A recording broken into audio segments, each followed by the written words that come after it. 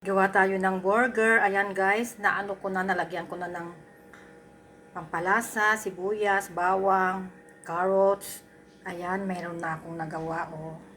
Tapos, gawa pa tayo ng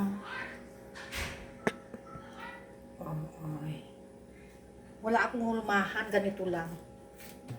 Ginaganito ko lang para manipis.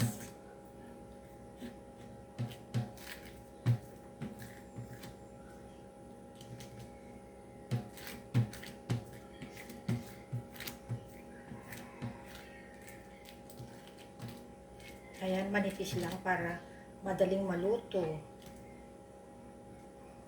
Kasi naubos na yung ginawa ko nung nakaraan. Ayan, oh, manipis lang.